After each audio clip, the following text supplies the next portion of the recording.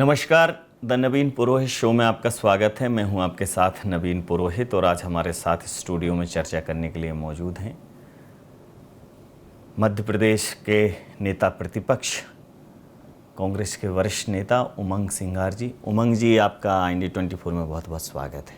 धन्यवाद पुरोहित जी। उमंग, जितना इस नाम का अगर इसके शाब्दिक अर्थ पर जाएं तो वो नाम जिसको जीवन में उतारते ही व्यक्ति आनंदित हो जाता है। तो कांग्रेस में उमंग सिंगार तो हैं, लेकिन कांग्रेस में उमंग की कमी है। तो आपको क्या लगता है कि आपके नेतृत्व में, जीतू पटवारी जी के नेतृत्व में इस बार कांग्रेस में उमंग आएगी? देखिए, निश्चित तौर से उमंग भी है, उल्लास भी है, हौसले बुलंद भी है और निश्चित तौर से मैं कह सकता हूँ जवाबदारी के साथ जिस प्रकार से प्रदेश में सब दौरे कर रहा हूँ, प्रदेश की जनता की जो भावनाएं समझता हूँ, सभी वर्गों की भावनाएं समझता हूँ, तो जो धरातल पे है, ज़मीन पर है, निश्चित तौर से कांग्रेस की सरकार बनने की ओर मध्य प्रदेश अग्रसर है। जी, तो आपने कहा कि सिर्फ उमंग ही नहीं है, उल्लास है, उत्साह है, हौसला है, फिर भी जीत से सालों से इतना फासला है, उसके पीछे की वजह क्या है? आपको क्या लगता है कि कुछ टेक्निकल एरर है? देखिए, जो बैट्समैन पिच पे खेलता है, जी, मैं उसी की बात कर सकता हूँ। अभी हम खेल रहे तो मैं कह सकता हूँ पुरानी पारी की किसने खेली, कौन था बैट्समैन और किसने क्या चौके छक्के लगाए, क्यों मैच हारे, तो अब इस पे क्रिया प्रतिक्रिया से मतलब नहीं। हम लोग नए खिलाड़ी हैं, नए खिलाड़ी नई बैटिंग कर रहे हैं। आने वाले समय में प्रदेश में स्थिति आपको दिखेगी। जी, और एक नैरेटिव सेट करने की राजनीति में आजकल नैरेटिव बड़ा महत्वपूर्ण है। हालांकि छवियाँ कितनी भी गढ़ लें, अगर वो सत्य के आसपास नहीं होती तो वो टूटती हैं, किसी की भी हो। लेकिन एक नैरेटिव गढ़ने की कोशिश की जा रही है कि उमंग सिंगार जी और जीतू पटवारी जी के बीच में ठीक नहीं है, कुछ ठीक नहीं है, दोनों लोगों के बीच में कुछ अनबन है। और भारतीय जनता पार्टी इसको बहुत अच्छे से, मतलब स्ट्रांगली इस चीज़ को एस्टेब्लिश करती है। नहीं, देखिए, विपक्ष का क्या हमेशा ये रहता है कि आरोप लगाना। तो भारतीय जनता पार्टी सामान्यतः ठीक है, हम भी आरोप लगाते हैं कई चीज़ें। तो आज चाहे प्रहलाद पटेल हो, चाहे कैलाश विजयवर्गीय जी हो, चाहे राकेश सिंह हो, चाहे अन्य कई ऐसे हो, तो वो भी मुख्यमंत्री से नाराज़ है। बीजेपी कह सकती है कि नहीं, सब ठीक है। तो मैं नहीं समझता हूँ ऐसी कोई बात है। आप खुद देख रहे हैं कि पार्टी संगठन के सब कार्यक्रमों में हम लोग सब साथ में जाते हैं, काम कर रहे हैं। मेरा विपक्ष के नाते विधानसभा का काम है, तो आप लोग ही समीक्षा कर सकते हैं उसकी। सदन में तो बहुत हुंकार भर के आवाज़ उठा रहे हैं, लेकिन सड़क पे भी अगर वो आवाज़ गूंजे, जनता के बीच में भी गूंजे, तब तो बात बने। ये तो आप जानते हैं कि संगठन और विपक्ष विधायकों के समन्वय का काम है, तो सब चीज़ें होती है, ऐसा नहीं कि नहीं होती है, और समय समय पर मुद्दों को हम ले जाते भी सड़क। देखिए, ये बात तो तय है कि कर्णधार तो अभी आप दोनों ही हैं और अध्यक्ष जी हैं। उनके लिए एक अभी अनुसूचित विभाग की एक बैठक थी, उसमें दिग्विजय सिंह जी ने कहा कि अध्यक्ष जी की इस समय पे बहुत अच्छी चलती है। तो मैं तो ये मानता हूँ कि जो अध्यक्ष है, नेता प्रतिपक्ष है, डेफिनेटली उनकी चलनी चाहिए। ये तो मतलब बाई डिफ़ॉल्ट चलनी चाहिए। हाँ, सामान्य बात है, उसको एम्फेसाइज करने की क्या ज़रूरत है। लेकिन युवा नेतृत्व पर भरोसा जताया है। राहुल गांधी जी भी बहुत आक्रामक हैं सदन में, इधर आप भी बहुत आक्रामक हैं सदन में, लेकिन इस आक्रामकता को जनता का समर्थन कब मिलेगा? देखिए, जनता का समर्थन, देखिए, मैं समझ सकता हूँ कि संगठन के माध्यम से हमें नीचे तक जाना चाहिए। और चूँकि संगठन पे हम लोग काफ़ी समय से काम भी कर रहे हैं, मंडल बना रहे हैं, पंचायत कमेटियाँ बना रहे हैं, तो ये सब चीज़ें अब रणनीति का हिस्सा है। तो मैं समझता हूँ कि ये सामने, मीडिया के सामने नहीं दिखती चीज़ें लेकिन निश्चित तौर से संगठन में काम हो रहा है और ज़मीन तक हम लोगों तक पहुँच रहे हैं। जी, अच्छा, मीडिया के सामने जो दिखता है वो ऐसा दिखता है कि नहीं दिखना चाहिए। जैसे कोई सूची में बनाई, घोषित की, फिर उसको होल्ड कर दी, फिर उसको कैंसिल कर दी, फिर उसको रीएस्टेब्लिश कर दी। पब्लिक पोर्टल पे आती जब भी पता चलता है, जब तक तो आपको पता चलता नहीं चलता। मैं वही कह रहा हूँ। तो मेरा कहना ये है कि जब जो आए तो वो फिर फाइनल आए, ऐसे मतलब जोड़ घटाना क्यों होता है उसमें? अब ये तो सबकी भावनाएं रहती, कार्यकर्ताओं की ध्यान रखना पड़ता है। हाँ। अच्छा, प्रदेश भर में दौरा कर रहे हैं, जनता से भी मिल रहे हैं, कार्यकर्ताओं से भी मिल रहे हैं, क्योंकि जब सदन में कोई आवाज़ होती है तो ऑन रिकॉर्ड होती है, उसका एक इम्पैक्ट होता है। तो उतनी ही अपेक्षाएं जो कांग्रेस के विधायक हैं और जनता है जिन्होंने उनको भेजा है सदन में, अपेक्षाएं तो उतनी हैं।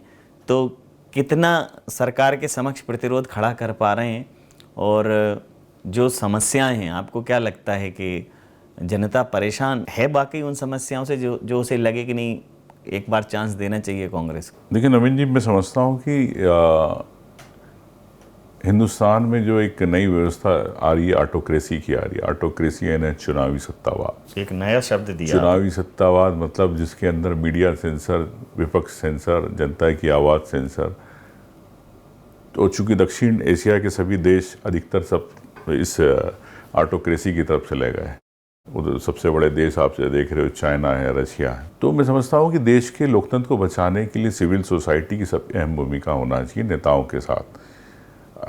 जिस प्रकार से आपने कहा है कि क्या सरकार सुनती नहीं है, जनता की आवाज़ नहीं। हम विपक्ष के नाते, चाहे किसान की बात हो, चाहे ओबीसी 27% आरक्षण की बात हो, चाहे टीचर्स की बात हो, अतिथि शिक्षक की बात हो, इन सब मुद्दों को हम जवाबदारी से उठा रहे हैं। लेकिन सरकार सोचती कि मुझे 160 विधायकों का समर्थन है, मैं जो चाहूँगा मनमानी करूँगा। और आखिरी के 5 साल में एक बार वो लाडली बहना सरी की ऐसी योजना लाते हैं और उसके 5 साल फिर जनता को भूल जाते। तो ये एक नई व्यवस्था चालू हुई, आपने बिहार में भी देखी, कई जगह आपने देखा। तो अब ये जनता को समझना है कि हमको 1000-1200 रुपये में हमें अपना भविष्य देखना, प्रदेश का भविष्य देखना, खुद का भविष्य देखना, कि 1200 छोड़ के हमको कई मुद्दे हैं, चाहे गैस की टंकी हो, चाहे बिजली हमको सस्ती मिलना, चाहे प्रदेश में पूरे देश में बिजली सबसे महंगी इधर हमारे यहाँ। तो क्यों हम मेट्रो, सबसे ज़्यादा उत्पादन हम कर रहे हैं, दिल्ली की मेट्रो हम चला रहे ट्रेन वहाँ पे, और हमारे यहाँ के बिजली नहीं मिल रही, और मिल रही तो महंगी मिल रही। यही उद्योगपतियों की स्थिति, बिजली उनको महंगी मिल रही।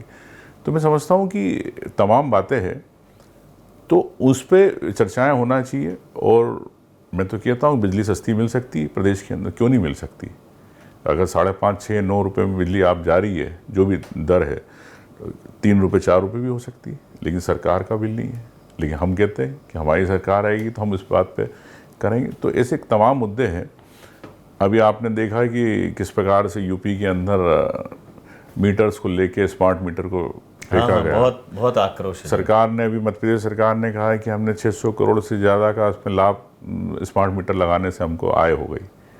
तो स्मार्ट मीटर किन के हाथ में लगा? स्मार्ट मीटर बंद कमरे में बैठे कंप्यूटर वाले बैठे उन लोगों के हाथ में, वो डिजिट फाइनल कर रहे हैं। बिजली कम, वहाँ बेचारा अगर गरीब अगर एक लट्टू जला रहा है, एक बल्ब जला रहा है, तो उसका बिल भी आ रहा 500,000 का। तो सिस्टम, कई चीज़ें बदल गई है।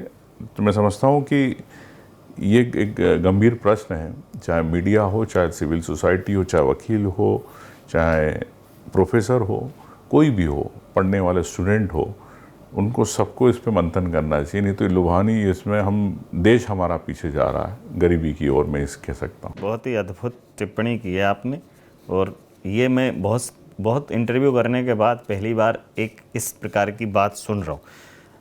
अगर मैं आपकी प्राथमिकताओं की बात करूं, पॉलिटिक्स की प्रायोरिटीज़ जो होती हैं वो प्राथमिकताएं, जीत एक अलग बात है, लेकिन क्या प्राथमिकताएं हैं आपकी मध्य प्रदेश के लिए जिन पर आप काम कर रहे हैं कि नहीं ये तो हमारी कोर है, इनको हम छोड़ेंगे नहीं, चाहे हम विपक्ष में हों या सत्ता में? देखिए, 2 चीज़ें, एक चुनाव लड़ने की रणनीति अलग होती है, चूँकि वो पब्लिसाइज नहीं होती। लेकिन मैं सोचता हूँ कि मध्य प्रदेश अगर विकास की बात करे तो जैसा मैंने आपसे कहा कि हम बिजली सस्ती दे सकते हैं, हम किसानों को यहाँ फूड प्रोसेसिंग को लेके पार्क तो खोल रहे हैं, लेकिन फूड प्रोसेसिंग के लिए हम इंटरनेशनल लेवल पे हम वो क्वालिटी नहीं बना पा रहे प्रोडक्ट्स को। तो सरकार इंसेंटिव्स देती है, तो क्यों उस क्वालिटी को आप इंसेंटिव क्वालिटी से नहीं जोड़ते हो? अगर आप स्टैंडर्ड, अगर आपके अमेरिका यूएस में एक्सपोर्ट करना है तो आप उस स्टैंडर्ड का बनाओ, उस उद्योगपति को इंसेंटिव दो, तो कैसे एक्सपोर्ट नहीं होगा? चाहे किसान जुड़ेगा, फैक्ट्री मालिक हो, उद्योगपति, उसको लाभ होगा। तो इस प्रकार मैं समझता हूँ कि ऐसी सरकार की अगर सोच हो तो सब विवाद खत्म हो सकते हैं। सैटेलाइट को लेके जिस प्रकार से मैंने कई बार मांग उठाई कि आदिवासियों की वन भूमि की पट्टों की ज़मीनों को लेके सुप्रीम कोर्ट ने भी कहा, तो इतने सालों के अंदर सैटेलाइट सर्वे नहीं कर पा रही। जब आपके पास डेटा है 50-60 साल पुराना, तो उस डेटा पे आप सर्वे करके आप चाहो तो 2 महीने 3 महीने में ख़त्म कर सकते हो चीज़ों को, लेकिन नहीं करना चाहते। ऑर्गेनिक फार्मिंग को लेके सरकार सब्सिडी देती है, अनुदान देती है, अब क्या कागज़ पे होता है कि हम 5 लाख हेक्टेयर में फलाने हेक्टेयर पे हम ज़मीन पर ऑर्गेनिक खेती कर रहे हैं। तो ऑर्गेनिक खेती हो रही तो फिर एक्सपोर्ट क्यों नहीं हो रही? तो मॉनिटरिंग नहीं है योजनाओं की। अगर किसी को लाभ देना चाहते हो, उस लाभ से स्टेट को क्या आय हो, इस पर भी सोचना चाहिए। बीच में जो 1.5 साल सरकार रही कमलनाथ जी की, तो उसमें बिजली, किसानों के मुद्दों पर लोगों को निश्चित रूप से लाभ पहुंचा, लेकिन चूँकि सरकार अपना टेन्योर पूरा नहीं कर पाई तो बहुत ज़्यादा फ़र्क जनता कर नहीं पाई। लेकिन वो चीज़ें बदली गई तो जनता के बीच में। तो आखिर ये बदलाव लोकतांत्रिक प्रक्रिया में, राहुल गांधी जी बार बार कह रहे हैं कि पूरी लोकतांत्रिक व्यवस्था जो है वो प्रश्न चिन्ह है। अब वो चुनाव आयोग पर भी प्रश्न चिन्ह लगा रहे हैं, वो ईवीएम पर भी प्रश्न चिन्ह लगा रहे हैं, वो एजेंसीज़ के जो संवैधानिक संस्थाएं हैं उनके ऊपर भी प्रश्न चिन्ह लगा रहे हैं। तो जो आपने आज एक नई चीज़ की civil society, students, youth, professor, जागरूक नागरिकों को सहभागिता करनी पड़ेगी निश्चित रूप से। लेकिन कोई तो उन्हें उद्वेलित करे, आंदोलित करे, कोई तो एक नेता चाहिए जैसे जो जिनके नेपथ्य में वो खड़े हो जाएं। वो कोई भी पार्टी दे नहीं पा रही है, दे रही है तो एक लिमिटेड एडिशन में, कोई समाज वहीं सीमित रह गया उत्तर प्रदेश में, तो कोई साउथ में। राहुल गांधी जी घूम रहे हैं कश्मीर से कन्याकुमारी, कन्याकुमारी से कश्मीर गए, इधर गए, पूरा नॉर्थ साउथ सारा देखा उन्होंने। बावजूद उसके अभी भी वो स्पार्क नहीं मिल रहा है जिससे एक छवि बने। आप तो उन्हें जननायक के तौर पर प्रस्तुत कर रहे हैं। आपको लग रहा है कि पूरा देश राहुल गांधी जी के साथ खड़ा होगा एक दिन? देखिए, स्वाभाविक है, राहुल गांधी जी जिस प्रकार से चाहे ओबीसी की लड़ाई लड़ रहे हो, चाहे आदिवासियों की हो, चाहे दलित की हो, चाहे सिस्टम को कैसे करप्ट हो गया या संवैधानिक संस्थाओं में कैसे रबर स्टाम्प वाले लोग बैठ गए हैं, तो देश को एक जगा रहे, अलग जगा रहे हैं। और मैंने फिर यही कहा है कि देखिए, एक्शन का रिएक्शन होता है। माननीय राहुल गांधी जी निश्चित तौर से कई हजारों किलोमीटर की उन्होंने यात्राएं करी। तो एक यात्रा उद्देश्य ये था कि आपकी लड़ाई है, जनता की लड़ाई है, कोई राहुल गांधी की व्यक्तिगत लड़ाई नहीं थी। तो मैं समझता हूँ कि ये बात एक आम जनता को आत्मसात करना चाहिए कि कोई अगर दौड़ रहा है, कोई आवाज़ बन रहा है, कोई वोकल हो रहा है, तो वो उसकी व्यक्तिगत लड़ाई नहीं है, ये उसकी एक उस वर्ग की लड़ाई है जिसकी आवाज़ बनना चाहता है।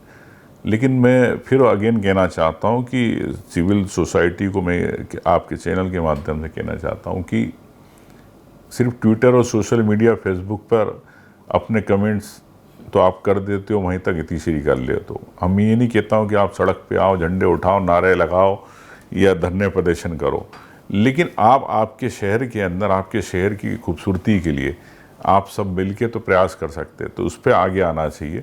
हर जगह अगर इस प्रकार प्रयास हो तो हर पॉलिसी पे बात हो सकती है, हर शहर को खूबसूरत बनाया जा सकता, मैं समझता हूँ। जी, जैसे आपने सिविल सोसाइटी की बात की, देश ये चूँकि बहुत पेशेंस है इस देश में, इसी देश ने देखा, इस देश की सिविल सोसाइटी जागृत हुई, रामलीला मैदान में अलग जग गई, लगा कि 2011 में पूरा माहौल बदलने वाला है।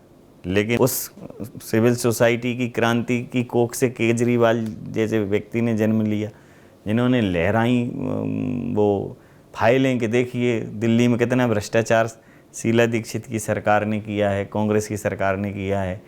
उसके बाद आरोप सिरे से गायब, और फिर वही केजरीवाल जो है अपनी तमाम सारी राजनीतिक कलाबाजियों की करनी भुगतते दिख रहे हैं। तो लोगों को समझ ही नहीं आ रहा है कि जो लोग सिविल सोसाइटी की बात कर रहे हैं, राष्ट्र निर्माण की बात कर रहे हैं, लोकतंत्र में खतरे की बात कर रहे हैं, उसको वो समझ नहीं पड़ रहा है। आम आदमी को लग रहा है कि पूरा जो है ये दाल में काला नहीं, ये दाल ही काली है, कहीं कुछ पीला मिल जाए तो बहुत बड़ी बात है। इसलिए वो उद्वेलित आंदोलित हो नहीं रहा, वो छोड़ दिया उसने, हो है जो कुछ हो रहा है तो चल लें। तो देखिए, शुरुआत में आपने एक बात कही कि हिंदुस्तान के लोगों में पेशेंस बहुत है, और मैं समझता हूँ कि हिंदुस्तान के लोग जब कोई रिएक्शन देते हैं, जब सर के पानी ऊपर से जाना होता है, तो इस सहनशीलता का हिंदुस्तान का एक परिचय मैं इस उदाहरण से दे सकता हूँ। लेकिन ये भी कह सकता हूँ कि एक सूरज जरूर निकलेगा इस देश के लिए। दोबारा सूरज को उगता है हर दिन, लेकिन एक दिन ऐसा सूरज उगेगा जो इस देश की दिशाएं बदलेगा। एक और महत्वपूर्ण कि राहुल गांधी जी अब इस पूरे उसमें, जब पूरे देश में कांग्रेस के हिसाब से देखा जाए तो तानाशाही का माहौल है। आपने कांग्रेस कहती है संवैधानिक संस्थाओं का दुरुपयोग है और बिल्कुल सबको कंट्रोल में करके रखा है, उसके बाद भी राहुल गांधी जी कहते हैं कि मैं नहीं डरता, आप चाहें जितना कुछ करा लो। और देखा भी है एक लंबे समय से वो तमाम आरोपों से, प्रक्रियाओं से, जांच प्रक्रियाओं से गुजर रहे हैं, लेकिन वो निडर साहसी व्यक्तित्व जनता को अपने साथ खड़ा करने में अभी तक असफल है। ऐसा क्यों? मैं समझता हूँ कि राजनीति के अंदर दो पहलू होते हैं। एक होता है नैरेटिव बनाना, परसेप्शन बनाना, जो नेता बनाते हैं अपने भाषण से, दो रोज से ये बनाते हैं, एक आगाज़ करते हैं, लेकिन उसको जनता को वोट के रूप में बदलना या आंदोलन के रूप में बदलना वो संगठन का काम होता है।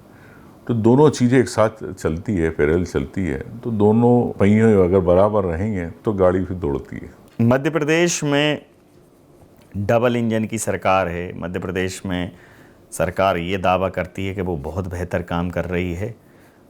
सदन में आपकी और सरकार की खूब नोक-झोंक भी देखी।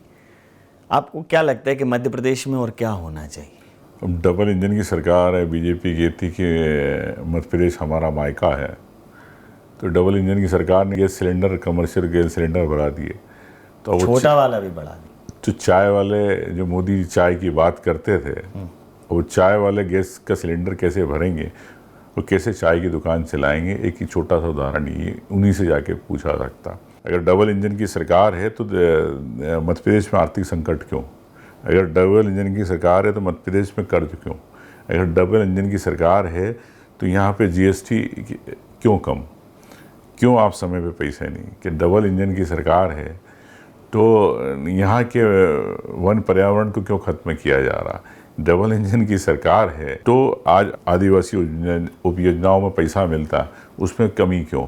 अगर डबल इंजन की सरकार है तो मनरेगा के अंदर पैसा क्यों नहीं, मजदूरों को पैसा क्यों नहीं? क्या डबल इंजन की सरकार है तो पर्यावरण के नाम पे आप, केंद्र सरकार हमको पुरस्कार तो देता, लेकिन इंदौर, भोपाल किस प्रकार से पोल्यूटेड हो रहे, उसका क्या? तो ऐसे तमाम मुद्दे हैं और मैं समझता हूँ कि डबल इंजन की सरकार सिर्फ यहाँ से कोयला और माल खींच रही है, बाकी सब डब्बे हैं जितने भी मध्य प्रदेश हो दूसरे राज्य के मुख्यमंत्री।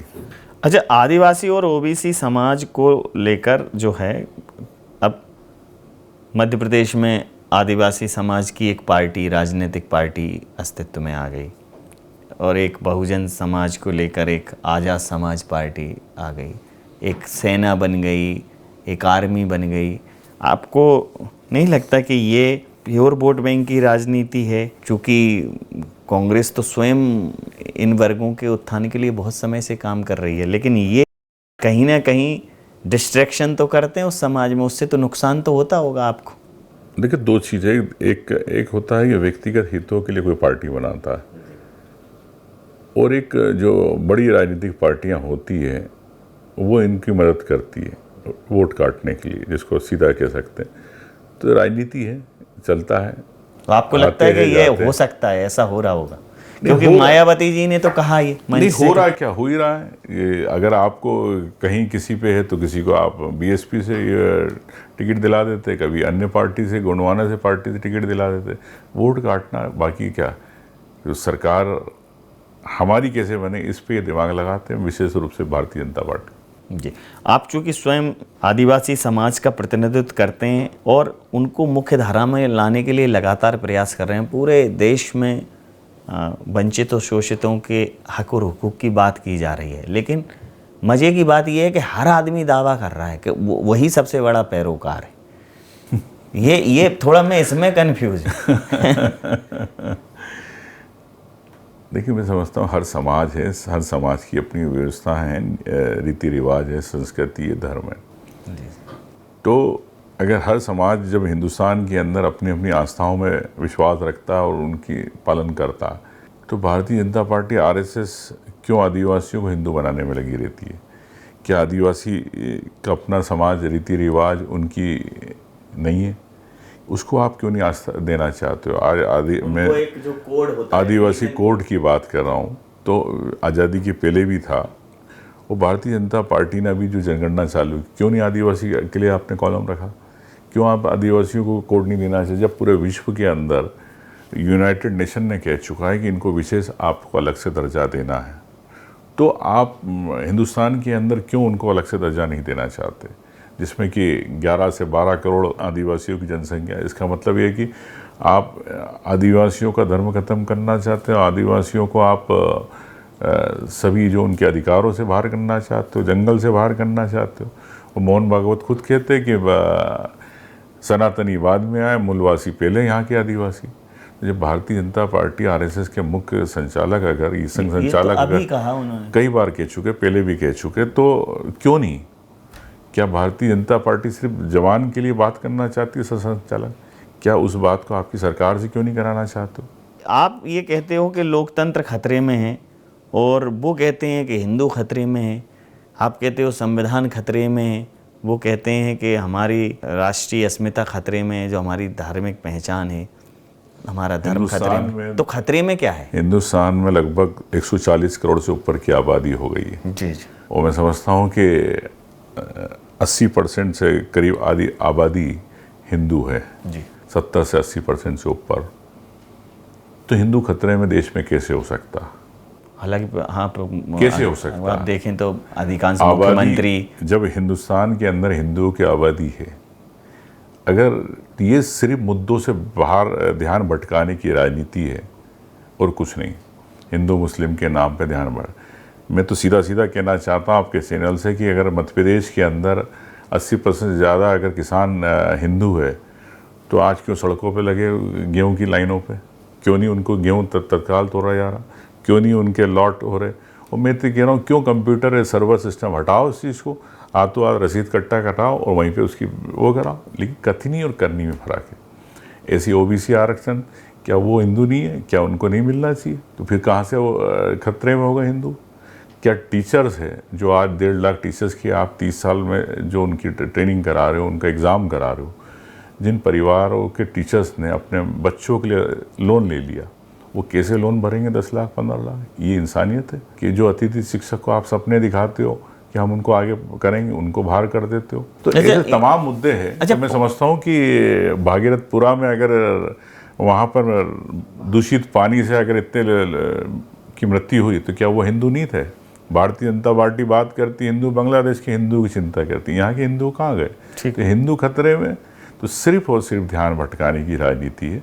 वो भ्रष्टाचार करो और शिष्टाचार करो, ये भारतीय जनता पार्टी की नीति है। जी, भागीरथपुरा से मुझे भागीरथ प्रयासों की याद आ गई। राजनीति में जीतने के लिए वर्तमान समय में राजनेता एकदम भागीरथी प्रयास करते हैं और उसमें धार्मिक क्रियाकलाप और धार्मिक आयोजन है, प्रयोजन है, वो बड़ा माध्यम बनते हैं। आप क्यों नहीं करते ये बाबाओं का, मतलब एक कथा भागवत करके? इससे तो थोड़ा ग्लैमर हो जाता है। ऐसा दिखाई नहीं दिया, मतलब मुझे थोड़ा भीड़ भाड़ हो जाती है, मतलब ये ट्रेंड में है। देखिए, मैं आस्था रखता हूँ, मैं भी ऐसा नहीं है कि कई सालों से गणेश जी नहीं, आस्था मैं तो देख रहा हूँ, आप आस्था रखते हो, लेकिन वो चुनावी उपयोग क्यों नहीं करते? ऐसे चुनाव के टाइम पे कथा करा देना बड़ी, 2-4 बाबा यहाँ हैं जिनके साथ 1-2 लाख लोगों का लाव लश्कर वैसे जाता है और बहुत भीड़ जोड़ लेते हैं, और वो थोड़ा सा तो वो दिखा नहीं, क्यों नहीं करते? मैं समझता हूँ कि अगर आप नेतृत्व कर रहे हैं किसी समूह का या भीड़ का या अपने क्षेत्र का, हजारों लोगों का, लाखों लोगों का, तो आप में क्षमता होना चाहिए, ना कि आपको किसी की बैसाखी बनना चाहिए। जी जी। तो मध्य प्रदेश में आप अपने कांग्रेसी साथियों को और जनता को क्या संदेश देना चाहेंगे? कांग्रेस के कार्यकर्ताओं को, जनता को ये कहना चाहता हूँ कि सूरज उगेगा और आपकी आशाओं का, उम्मीद का, किरणों का, और आपको निश्चित तौर से जो अधिकार आपको मिलने थे हर वर्ग को, चाहे पिछड़ों को, चाहे महिलाओं को, चाहे टीचर्स को, किसानों को, चाहे उद्योगपतियों को, उस उम्मीद के लिए आप कांग्रेस के साथ रहे, ये मैं आपको विश्वास दिलाता हूँ। निश्चित तौर से हम आपके अधिकारों की लड़ाई लड़ रहे हैं, अभी तक जो लड़े इससे ज़्यादा लड़ेंगे, बस आपके विश्वास के साथ। तो तमाम सारे पहलुओं पर नेता प्रतिपक्ष उमंग सिंगार से बात की, और वो एक नई उजास की, नए भोर की, नए सूर्योदय की उम्मीद में हैं। लेकिन वर्तमान हालातों को उन्होंने जैसे चित्रित किया है कि बद से बदतर बीत रहा है दिन सारे का सारा, अच्छे दिन का सूरज निकला अंधा और आवारा, शोक गीत में बदल गई है धीरे धीरे लोरी, पहले तो फंदा डाला था अब खींच रहे हैं डोरी। लगता है परवेश समूचा खुद को हार रहा है, लगता है भारत का सपना लकवा मार रहा है, नया फैसला लेना होगा शायद सबको दोबारा, तब वो सूरज निकलेगा मेरा और तुम्हारा। तो उसमें भागीदारी आपकी भी उतनी होगी, एक पार्टी के बूते की बात नहीं है।